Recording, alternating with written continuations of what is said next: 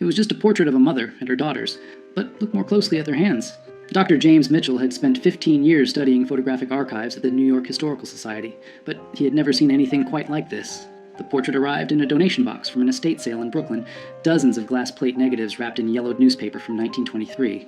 Most showed typical late 19th century scenes: stern-faced merchants, wedding parties, children in Sunday clothes. But one image stopped him cold. 3 women stared back through time. A mother, perhaps 40 years old, sat centered in an ornate wooden chair. Her daughters, who appeared to be in their late teens or early 20s, stood on either side. All 3 were African American, dressed in their finest clothes. High-collared dresses with intricate lacework, their hair styled with obvious care. The formal studio backdrop showed a painted garden scene, common for the era. What struck James wasn't the composition or the subject's dignified expressions. It was their hands. The mother's hands rested in her lap, fingers interlaced in an unusual pattern. Her right thumb crossed over her left, with her index and middle fingers extended while the others curled inward. The daughters each placed one hand on their mother's shoulders, their fingers arranged in similar, deliberate configurations. James had examined thousands of Victorian-era portraits. Subjects typically kept their hands still, folded naturally or resting on props. Photographers of that period demanded absolute stillness during the long exposure time. Every detail was intentional. These hand positions looked too specific, too purposeful to be coincidental. He lifted the magnifying glass, studying the negative more carefully. In the bottom right corner, barely visible, someone had etched tiny numbers into the glass. NY 1892-247. James couldn't shake the image from his mind. That evening, he returned to his apartment in the Upper West Side and spread his research materials across the dining table. He had photographed the glass negative with a high-resolution camera, and now the portrait filled his laptop screen in startling clarity. The detail was remarkable for 1892. He could see the texture of the fabric, the small brooch pinned to the mother's collar, even the subtle differences in the daughter's features. But it was the hands that held his attention. He zoomed in until each finger filled the frame. The positioning was unmistakable now. This wasn't random. The mother's right thumb crossed deliberately over her left, a gesture that required conscious effort to maintain during the exposure. Her extended fingers created a specific shape. The daughter's hands on her shoulders mirrored variations of the same theme, fingers bent at precise angles, thumbs positioned with clear intention. James had studied Civil War photography, Reconstruction-era documentation, and early 20th century social reform movements. He knew that activists and underground networks often used visual signals, specific poses, objects placed in photographs. Even the way people stood could convey hidden messages to those who knew how to read them. He opened his database of abolitionist and post-emancipation activist networks. The Underground Railroad had used quilts, songs, and symbols. But this was 1892. Almost 30 years after the Emancipation Proclamation, 15 years after Reconstruction ended. What networks still needed secret codes? His phone buzzed. His colleague, Dr. Sarah Chen, a specialist in African American history, responded to his earlier text, "Free tomorrow morning? What did you find?" James typed back, "Something that might rewrite what we know about post-Reconstruction activism in New York. Bring your sources on property rights and documentation struggles." Sarah arrived at the Historical Society at 9 sharp, carrying a worn leather satchel filled with research materials. James had the portrait projected on the wall of the research room, larger than life. The 3 women gazed down at them with quiet dignity. "Look at their hands," James said, pointing with a laser pointer. Every finger positioned deliberately. Sarah approached the projection, her eyes narrowing. She set down her bag and pulled out a thick folder. After Reconstruction collapsed in 1877, African American families in the North faced a different kind of battle. Not slavery, but systematic exclusion. Property rights, inheritance, even proof of identity became weapons used against them. She spread documents across the table. Legal papers, city records, newspaper clippings from the 1880s and 1890s. New York wasn't the progressive haven people imagine. Black families struggled to maintain property ownership, establish businesses, prove legal marriages. Many had fled the South with nothing but their word. No birth certificates, no marriage licenses, no documentation. James picked up a yellowed newspaper from 1891. The headline read, "Property Dispute in Harlem? Family claims ownership without documentation." "Exactly," Sarah continued. "I've been researching mutual aid societies from this period. African American communities created networks to help each other navigate these systems. They pooled resources to hire lawyers, shared information about sympathetic officials, created their own verification systems when the official ones excluded them." "Secret networks," James said quietly. "Not secret in the sense of hidden," Sarah corrected. "Secret in the sense of parallel, operating alongside official systems, using methods that white authorities either didn't notice or didn't understand." James turned back to the portrait. "What if this isn't just a family photograph? What if it's documentation?" The etched numbers in the corner, NY 1892-247, proved to be the breakthrough. After 2 days of searching through city directories and business records, James found a reference. Studio 247 belonged to a photographer named Thomas Wright, who operated from a building on 8th Avenue between 1888 and 1896. The address still existed, though the building had been converted into apartments decades ago. James stood on the sidewalk, looking up at the brick facade, imagining it as it had been. Wright's studio would have been on the second floor, with large north-facing windows to capture the soft, even light preferred for portraits.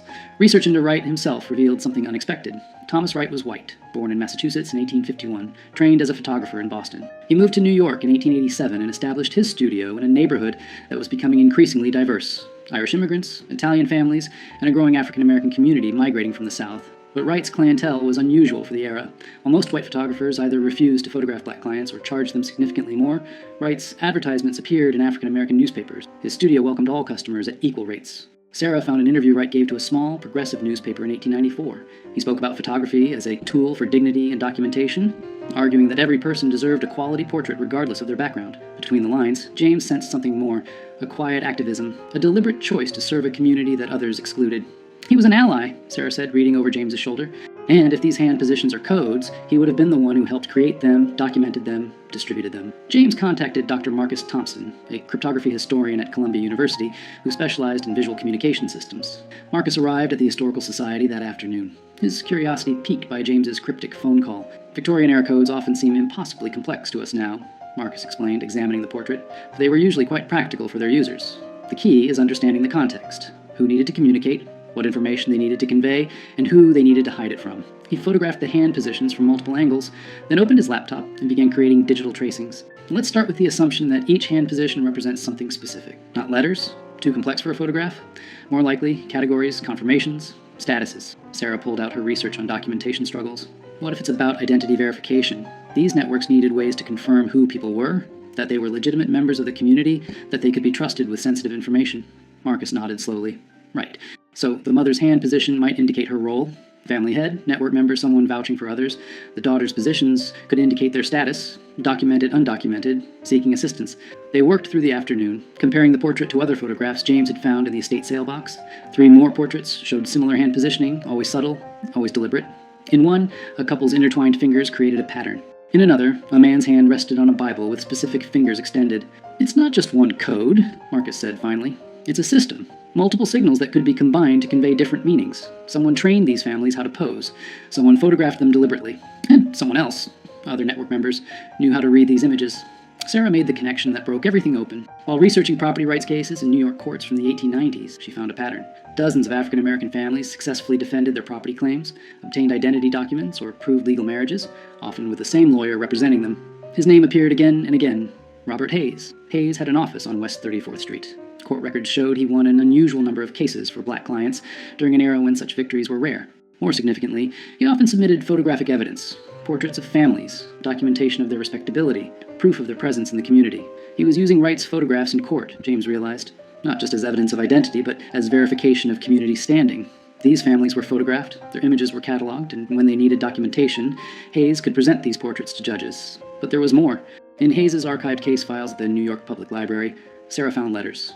Correspondence between Hayes and other activists, teachers, ministers, business owners, discussing verification protocols and community documentation systems. One letter, dated March 1893, was particularly revealing.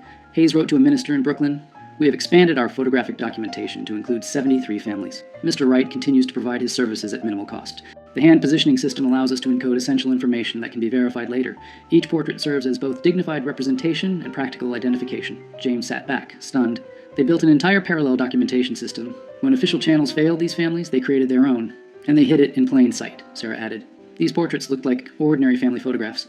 No one examining them casually would see anything unusual.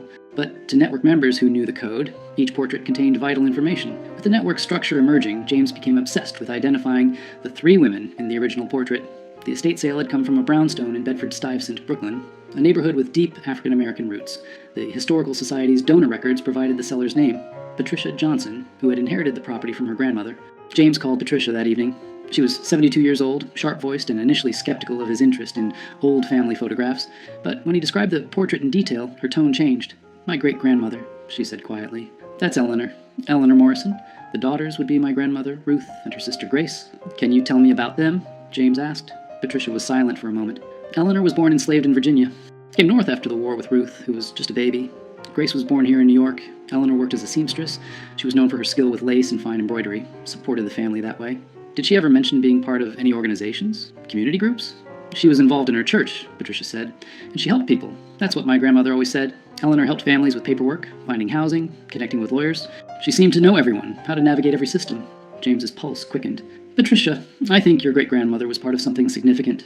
A network that helped African-American families document their identities and protect their rights after Reconstruction. Patricia was quiet again. When she spoke, her voice was thick with emotion. I always knew she was special, but we lost so much history. After she died in 1919, the family scattered. My grandmother rarely talked about those early years. With Patricia's permission, James and Sarah began tracing Eleanor Morrison's connections. Church records from Bethel AME Church in Brooklyn showed Eleanor as a member from 1879 until her death. She served on the Ladies' Aid Society, which officially provided charity to needy families, but the meeting minutes revealed something more structured. The society kept careful records of families they assisted, names, ages, circumstances, needs, but certain entries included notations that made no sense in context, numbers and letter codes that seemed arbitrary. Until Sarah realized they corresponded to Thomas Wright's numbering system.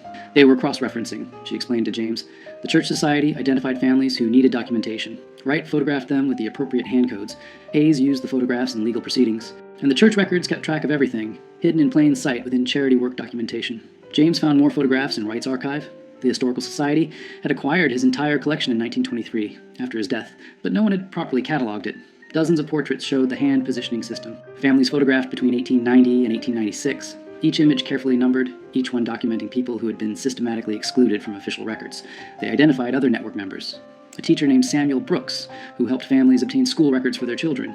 A clerk in the city property office named Mary Chen, who processed deeds and made sure paperwork was properly filed. A minister named Reverend James Washington, who performed marriages and provided certificates when official channels refused.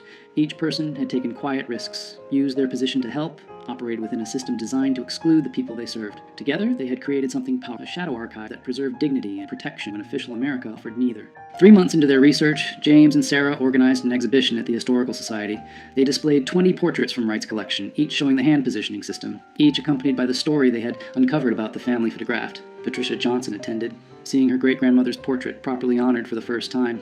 She brought her daughter and granddaughter, 4 generations of Eleanor Morrison's descendants standing before the image that had started everything. But the exhibition's most powerful moment came when other descendants arrived. James and Sarah had located families connected to 12 of the photographed individuals.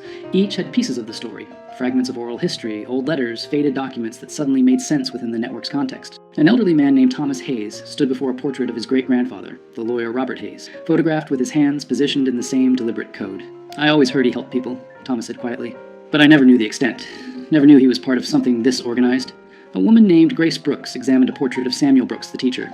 My family said he was arrested once, in 1895, for helping a family obtain false documents, but the charges were dropped. And looking at this now, I don't think the documents were false. I think he was helping people get the documentation they deserved, but were denied. The New York Times covered the exhibition. The article ran with the headline, "Hidden in Plain Sight, How Post-Reconstruction Activists Built a Secret Documentation Network." Within days, historians from across the country contacted James, sharing similar findings from their regions. Parallel networks in Philadelphia, Boston, Chicago, all operating during the same period, all using subtle codes and photographs to document and protect African-American families navigating hostile systems. 6 months after discovering the portrait, James stood in the Historical Society's conservation lab, carefully handling the glass plate negative. They had digitally restored dozens of Wright's photographs, each image now preserved and accessible to descendants and researchers. The mother and daughter's portrait had become iconic, reproduced in textbooks, featured in documentaries, displayed in museums. But for James, its power remained personal.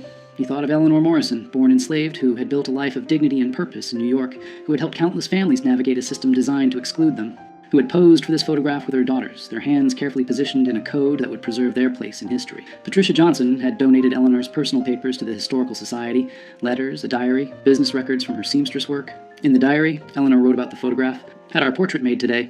Mr. Wright is a kind man, understands what we are building. The girls were nervous, but I told them this picture will matter. Someday, people will see what we did here." She had been right. The photograph had mattered. It had preserved not just their images, but evidence of their resistance, their ingenuity, their refusal to be erased.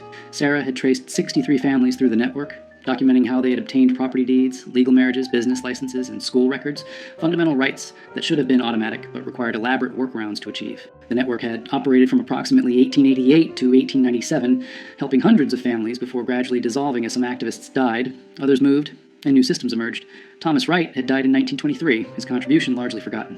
Robert Hayes had continued practicing law until 1910. Eleanor Morrison had lived to see her daughters married and established, her work continued by others. The network hadn't solved systemic injustice, but it had provided practical help to people who needed it desperately. James met regularly with descendants now, collecting oral histories, connecting families who shared this hidden heritage. The portrait had become more than historical evidence. It was a bridge between generations, proof that their ancestors had been resourceful, connected, and determined to create justice when official America denied it. He thought of Eleanor's hands, positioned deliberately in that Brooklyn studio in 1892, her fingers creating a code that would outlive her, that would carry her story across more than a century. In the end, the simplest gestures could hold the most profound truths. Sometimes, you just needed to look closely enough to see them.